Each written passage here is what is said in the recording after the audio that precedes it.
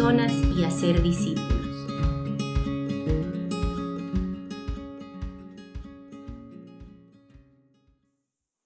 Muy buenos días, espero que se encuentren bien. Queríamos que sepan lo mucho que les extrañamos y esperamos que pronto podamos reunirnos nuevamente en persona. Mientras tanto, sepan que estamos orando por ustedes y por toda esta situación que estamos viviendo. Bueno, hoy vamos a continuar con nuestra serie de Efesios. Y podríamos decir que estamos ya en la parte práctica del libro. Y si recuerdan la prédica anterior, dijimos que la primera mitad de Efesios 5 nos habla sobre la trayectoria general que deberían tomar nuestras vidas.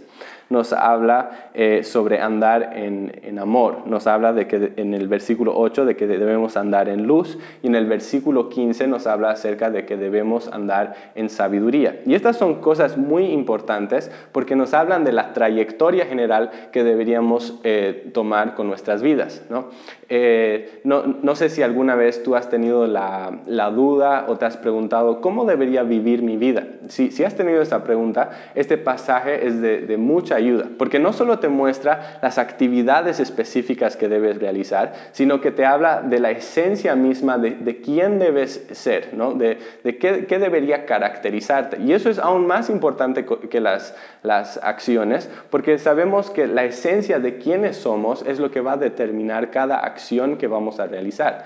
Entonces, si alguna vez, digamos, si tú le preguntaras a Dios, ¿cómo quieres que viva mi vida? Él te respondería con este tipo de cosas. Te diría, anda en amor, anda en luz, anda en sabiduría. Si tú andas en estas cosas y estas cosas son lo que estás buscando cada día, son lo que te caracterizan y lo que estás anhelando alcanzar, entonces puedes tener la certeza de que tu vida estará andando en una dirección correcta y que cada acción que realizas será agradable a Dios, porque saldrá de un corazón y de un carácter que es conforme al corazón de Dios. Y por eso son muy importantes.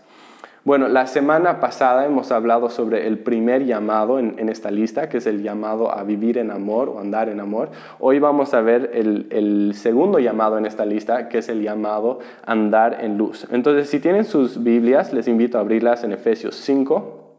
Vamos a leer los versículos 3 al 14. Y dice así: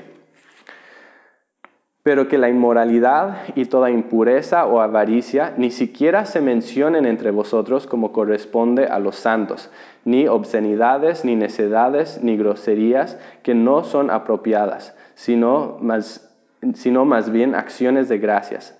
Porque con certeza sabéis esto, que ningún inmoral, impuro o avaro que es idólatra tiene herencia en el reino de Cristo y de Dios. Nadie os engañe con palabras vanas, porque por causa de estas cosas la ira de Dios viene sobre los hijos de desobediencia. Por tanto, no seáis partícipes con ellos, porque antes erais tinieblas, pero ahora sois luz en el Señor. Andad como hijos de la luz, porque el fruto de la luz consiste en toda bondad, justicia y verdad, examinando qué es lo que agrada al Señor.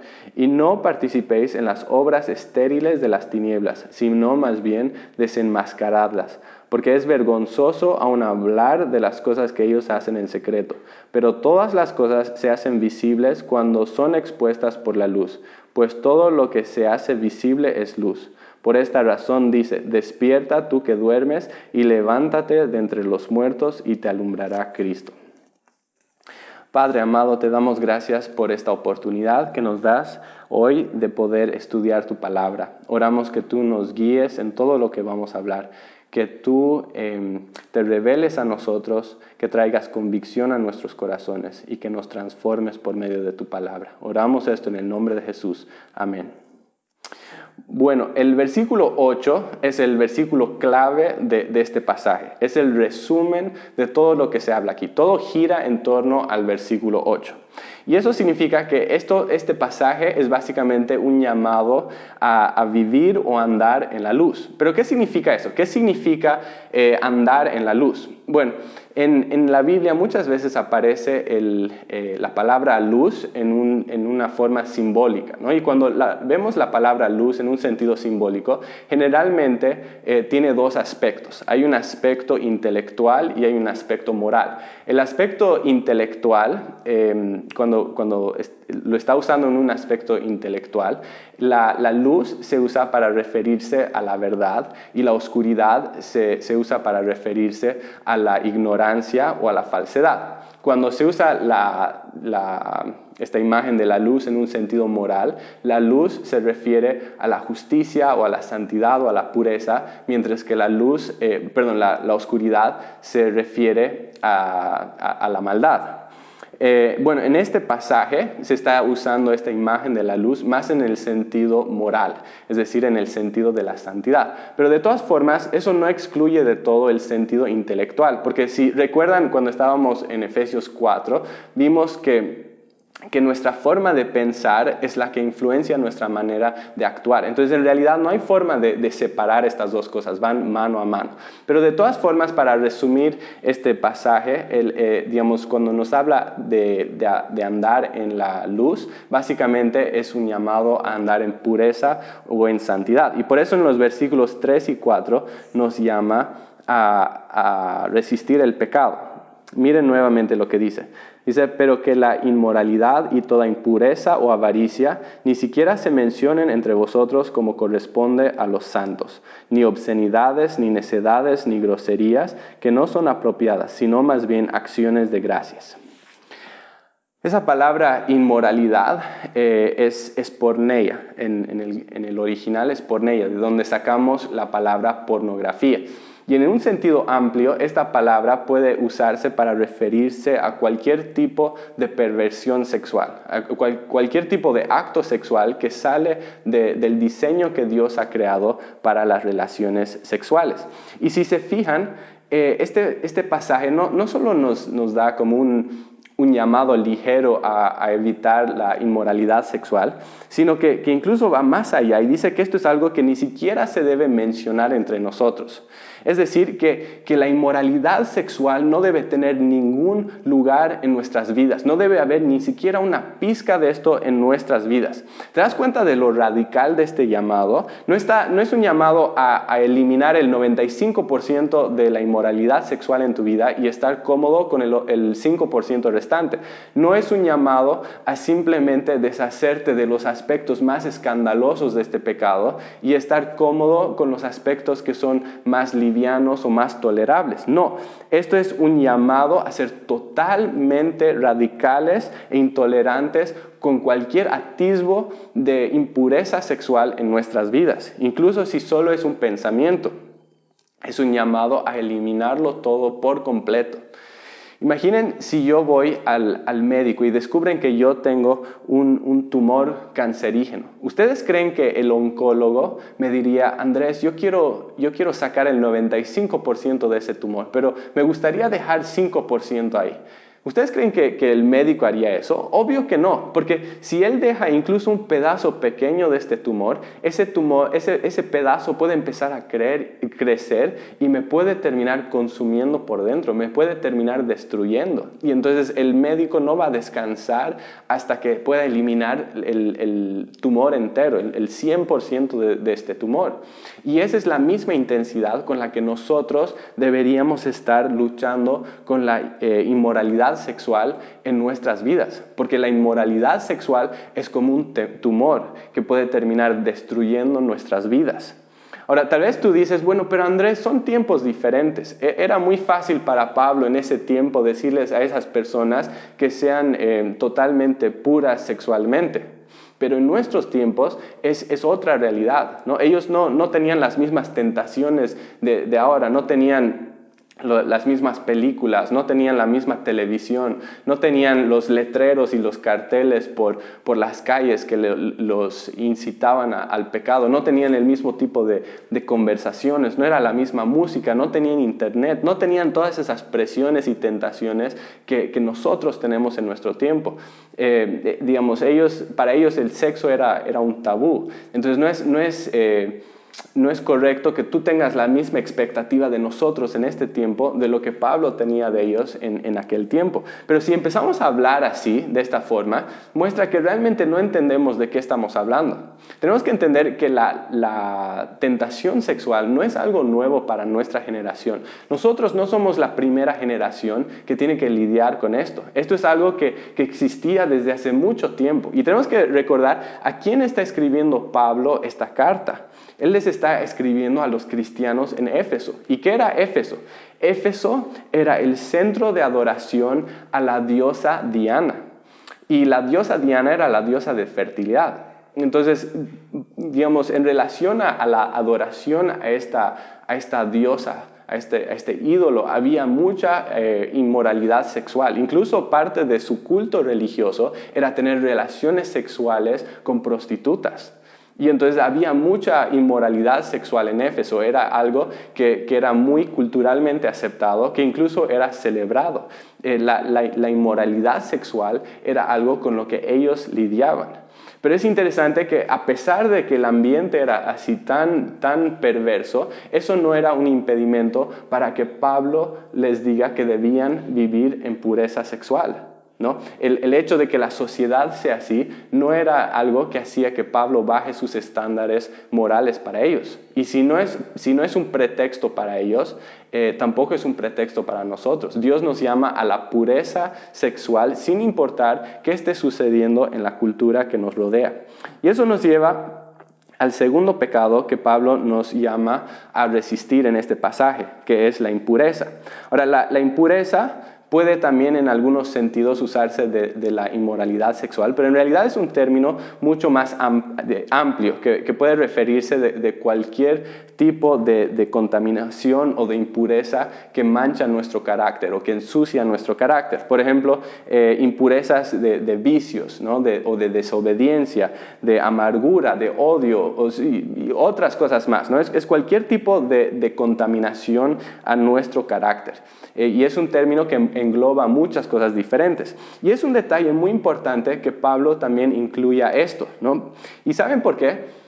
Porque básicamente lo que nos muestra es que el llamado de Dios a vivir en santidad o el llamado a resistir el pecado no es solo un llamado a resistir ciertos tipos de pecados. No es solo un llamado a resistir los pecados que más nos incomodan o los pecados que son más visibles, sino que es un llamado a resistir todo tipo de pecado en general, en todo lugar. Y entonces quiero preguntarte, ¿cómo estás en cuanto a esto? ¿Estás resistiendo el pecado? ¿Estás tomando en serio tu lucha contra el pecado? ¿Estás resistiendo pecados sexuales en tu vida? ¿Estás resistiendo otros tipos de pecado, otros tipos de tentación? ¿Estás siendo radical en cuanto a esto? ¿O es que estás conviviendo con el pecado? ¿Estás cómodo con el pecado? Debemos tener mucho cuidado con esto, porque Dios no nos ha salvado para que vivamos en pecado. Nos ha salvado para que podamos vivir como hijos de luz. Y entonces pensando en el tercer pecado que se menciona acá, es la avaricia. ¿Y qué es la avaricia? La avaricia básicamente es un deseo insaciable por más. Es un deseo de adquirir y acumular más y más riqueza y más posesiones, ¿no? Y es porque, digamos, nunca estar satisfecho con esas cosas porque amo y confío en esas cosas más de lo que amo y confío en Dios. Eso es la avaricia. Ahora, el problema con la avaricia es que la avaricia es sumamente sutil. Y digo eso porque muchas veces la avaricia puede estar en nuestras vidas y ni siquiera nos damos cuenta. O si nos damos cuenta, no lo vemos como tan malo. Decimos, bueno, ¿qué tiene de malo un poco de avaricia? Pero en realidad aquí lo presenta como algo muy peligroso. ¿Y saben por qué? Porque la avaricia sale de un corazón que dice, Dios no es suficiente. Dios no es suficiente para satisfacerme, Dios no es suficiente para cuidarme, necesito algo más que Dios. Y entonces la persona que vive con avaricia empieza a correr tras otras cosas y a buscar su contentamiento en otras cosas y empezar a confiar en otras cosas. Y al final esa persona termina reemplazando a Dios. Y por eso en el versículo 5 llama la avaricia idolatría. Porque cuando una persona alguien es avaro, básicamente está poniendo en el lugar de Dios otra cosa que solo Dios debería estar en ese lugar, y la persona está poniendo otra cosa en ese lugar, ¿no? Eso es idolatría, y por eso es algo tan serio para Dios.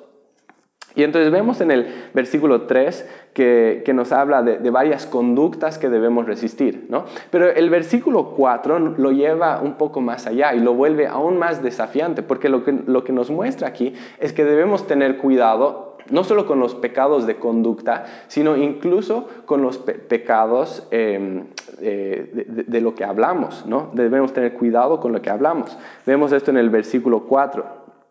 Dice, ni obscenidades, ni necedades, ni groserías que no son apropiadas, sino más bien acciones de gracias.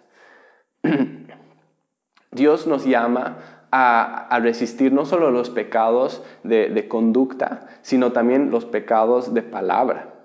¿Y saben por qué es tan importante esto? ¿Saben por qué a Dios le importa tanto lo que decimos con nuestras palabras? Porque nuestras palabras son un reflejo directo de qué es lo que llevamos en el corazón. Y al final del día, lo que Dios más quiere de nosotros es nuestro corazón. A Él le importa que nuestro corazón sea un corazón totalmente entregado a Él, que le ame de verdad. Y por eso debemos ser radicales con el pecado. No solo con los pecados de conducta, sino también con las palabras de palabra y también con los pecados de pensamiento, ¿no? Debemos ser totalmente radicales con el pecado, así como un médico es radical con un tumor cancerígeno. Y tal vez te preguntas, pero ¿por qué tanto énfasis en esto del pecado? ¿Por qué preocuparnos tanto con el pecado? ¿Por qué no simplemente relajarnos un poco y decir, bueno, no necesitamos ser tan estrictos con esto?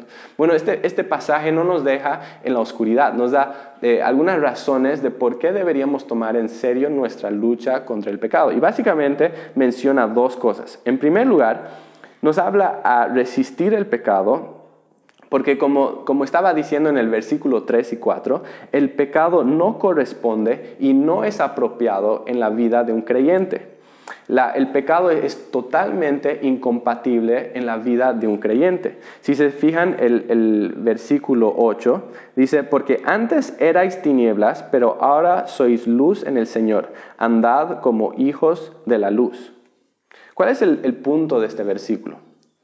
El punto de este versículo es mostrarnos que ahora tenemos una nueva naturaleza, que tenemos una nueva identidad. Y si se fijan, no solo dice, antes caminaban en las tinieblas, pero ahora caminan en la luz. No dice eso. Lo que dice es, antes erais tinieblas, mas ahora, gracias al Evangelio, sois luz en el Señor, ¿no? Y entonces lo que está mostrando aquí es que ha ocurrido un cambio. Ha ocurrido un cambio en nuestra esencia, en nuestra identidad. Antes teníamos una esencia de pecado, teníamos una naturaleza pecaminosa, y entonces era de esperarse de que vivamos en pecado. Eso correspondía a esa vieja vida. Pero ahora nuestra esencia ha cambiado. Ha habido un cambio en nuestra identidad. Ha habido un cambio en nuestro corazón, ¿no? Y esa nueva naturaleza, esa nueva esencia es luz. Y así como la luz es incompatible con las tinieblas, así como la luz y las tinieblas no pueden estar en un mismo lugar, en un mismo tiempo, es incompatible que nosotros vivamos en pecado cuando nuestra esencia ahora es luz y santidad. Y entonces por eso debemos tomar en serio esta lucha contra el pecado. Pero hay una segunda razón por la que debemos tomar en serio la lucha contra el pecado. Y es porque los que no resisten el pecado no heredarán el reino de Dios. No tendrán vida eterna. Vemos esto en los versículos 5 al 7. Dice, porque con certeza sabéis esto, que ningún inmoral, impuro o avaro que es idólatra tiene herencia en el reino de Cristo y de Dios. Que nadie os engañe con palabras vanas, pues por causa de estas cosas la ira de Dios viene sobre los hijos de desobediencia. Por tanto, no seáis partícipes con ellos. Son palabras muy fuertes, son palabras muy serias. Y no deberíamos tomarlas con ligereza. Ahora, yo sé que estas palabras no son muy populares. No son palabras que nos gustan predicar. Si alguien te invita a predicar un mensaje a una iglesia, probablemente este no sería el primer pasaje que vendría a tu mente y que escogerías. Nos gusta hablar mucho acerca del amor de Dios o de su perdón, ¿no? de esos aspectos lindos, ¿no? Pero muchas veces es incómodo hablar de su ira o hablar de su justicia. Y sin embargo es importante hablar de ambas cosas, porque ambas cosas son esenciales al carácter de Dios, ¿no? Son cosas muy importantes. Si yo quiero tener una imagen correcta de Dios, necesito hablar de su amor, pero también necesito hablar de su santidad y de su justicia y de su ira. Y la ira es una parte fundamental de quién es Dios. Porque Dios no sería bueno si no sintiera indignación por aquello que es malo, o si no sintiera indignación contra aquello que destruye lo que Él ama. Entonces, así como el amor es un aspecto importante de Dios, también lo es su ira. Si recuerdan en 2 Timoteo, habla de que toda la palabra es inspirada por Dios, ¿no? Y no solo las palabras o digamos las secciones que nos gustan, sino la totalidad de la palabra de Dios, porque la totalidad de la palabra nos muestra quién es Dios realmente. Y por eso en la iglesia creemos en la importancia de poder enseñar la palabra capítulo por capítulo y pasaje por pasaje. Porque esto es algo que nos ayuda a evitar la tentación de saltar las partes de la Biblia que tal vez no escogeríamos o que tal vez no son fáciles de enseñar. Pero volviendo a lo que dicen los versículos 5 al 7, no son palabras fáciles, ¿no? No es un versículo fácil de escuchar o fácil de predicar. Son palabras muy fuertes, pero a la verdad, al mismo tiempo, son palabras muy importantes para nuestras vidas. Y básicamente lo que nos está diciendo acá es que si no resistimos el pecado, no heredaremos el reino de Dios. Si no resistimos el pecado, seremos excluidos del reino de Dios. La ira de Dios estará sobre nosotros. Son palabras muy serias y me hacen recuerdo de lo que Jesús dijo en Mateo 7, cuando dijo: no todo el que me dice Señor, Señor, entrará en el reino de los cielos, sino el que hace la voluntad de mi Padre que está en los cielos. Muchos me dirán en aquel día: Señor, Señor, ¿no profetizamos en tu nombre? Y en tu nombre echamos fuera demonios, y en tu nombre hicimos muchos milagros. Y entonces les declararé: jamás os conocí, apartaos de mí los que practicáis la iniquidad. La Biblia es bastante clara en cuanto a este punto. La persona que no está resistiendo el pecado no entrará en el reino de Dios. Es así de simple. Cuando miramos un pasaje como este, tenemos que mirarlo con mucha seriedad. Muchas veces puede ser fácil para nosotros mirar un pasaje como este y decir: esto no se aplica a mí, esto es para otras personas, este pasaje no es para mí. Pero yo quiero animarles hoy que no hagamos eso, que podamos tomar un momento para pensar en lo que se está diciendo aquí, que podamos dejar que la verdad de lo que se está diciendo aquí penetre en nuestros corazones. Pablo dice que podemos saber con certeza que ningún inmoral, impuro o avaro que es idólatra tiene herencia en el reino de Cristo y de Dios. Quiero preguntarte, ¿cómo está tu vida en cuanto a esto? ¿Estás resistiendo el pecado? ¿Estás luchando en serio contra el pecado? ¿Estás tomando en serio tu lucha por la santidad? Este pasaje te dice que si tú no estás luchando contra el pecado, puedes tener la certeza de que no estarás en el reino de Dios. Y tal vez tú dices: bueno, pero yo pensaba que la salvación era por la gracia, por medio de la fe, que no es por obras. Yo pensaba que lo que me salvaba era la fe en Jesucristo y su obra en la cruz. Yo pensaba que eso era lo que me justificaba y lo que hacía que yo tenga perdón de mis pecados pasados y presentes y futuros. ¿Acaso no es eso lo que me salva? Y la respuesta es sí. Eso es lo que la Biblia enseña, ¿no? Es verdad todo eso. Pero como yo soy salvo por gracia, por medio de la fe y no por obras, ¿acaso no significa eso que ahora mi vida es irrelevante? O sea, que la forma que yo vivo mi vida es irrelevante, que me puedo entregar al pecado y que igual voy a ser salvo, igual voy a llegar al cielo porque he creído en Jesús. Bueno, en realidad no, porque tenemos pasajes como estos, donde Pablo nos dice muy claramente que si no estamos resistiendo el pecado, no estaremos en el reino de Dios. Cristo dijo lo mismo, y también Juan, y lo dijo Judas, y lo dijo Pedro, y lo encontramos en toda la Biblia. Es muy clara que si una persona no está resistiendo el pecado, si no está luchando contra el pecado, no entrará en el reino de Dios. Tenemos que entender bien la doctrina de la justificación. Si tú crees que la doctrina de la salvación, de la justificación, es que Jesús te perdona y que ahora tú puedes vivir tu vida como tú quieras y que puedes entregarte al pecado y usar la gracia de Dios como una licencia para pecar, entonces no has entendido nada, porque eso no es la doctrina de la justificación. La salvación que Cristo ofrece es un paquete completo. Jesús no solo vino a salvarte de la condenación de tu pecado, vino a salvarte del pecado en sí, vino a salvarte de tu esclavitud al pecado. O para ponerlo en términos más teológicos, Cristo no solo te justifica, también te santifica.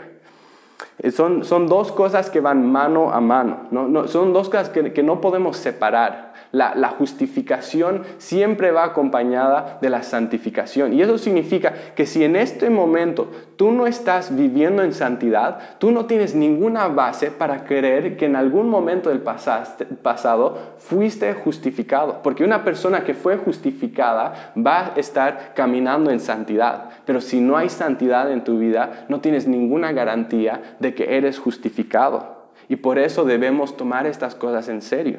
Obviamente, esto no significa que si tú has sido justificado en el pasado, que si tú caes en algún pecado en el presente, que eres excluido de la vida eterna.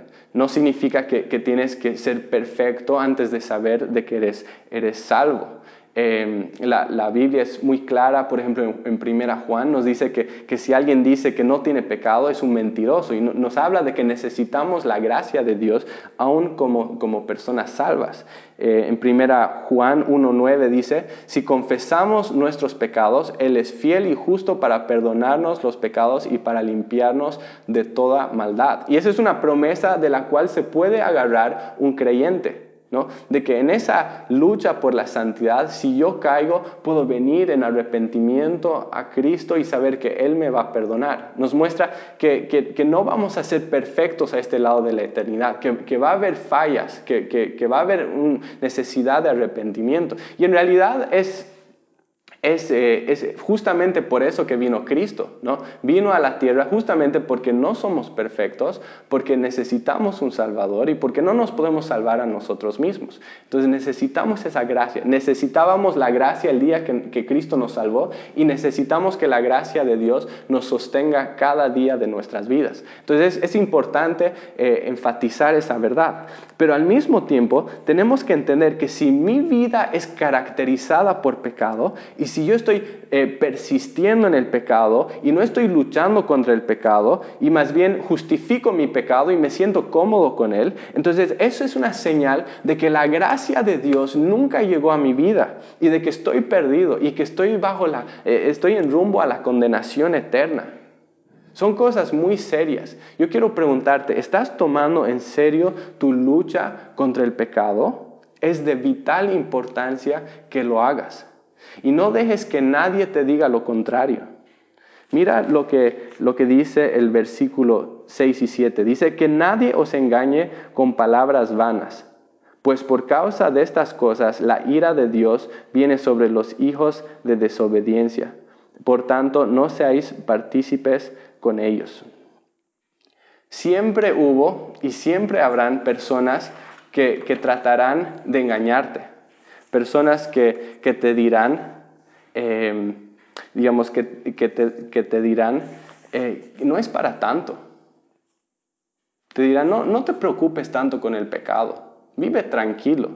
Igual vas a llegar al cielo. Para eso está la gracia de Dios. O te dicen, mira, ¿sabes qué? Dios es puro amor. Dios es todo amor, no es nada de ira. Dios no castiga el pecado. El único castigo del pecado son las consecuencias que las personas sufren por sus malas decisiones. O te dicen, Dios es demasiado bueno como para mandar a una persona al infierno. De hecho, el infierno ni siquiera existe, es un invento humano. Ten mucho cuidado con personas que hablan así, porque pueden llevarte al engaño. Pueden engañarte. Tienes que tener mucho cuidado con las personas que hablan así. Y no solo tengas cuidado con las personas así, ten cuidado con los libros y con los videos y con otras cosas que te dan ese mensaje. Porque hay mensajes así por todas partes, incluso en librerías cristianas. Tienes que tener mucho cuidado. Tienes que mirar qué es lo que dice la palabra realmente y basarte en eso. No dejes que las personas te engañen. El día del juicio vendrá.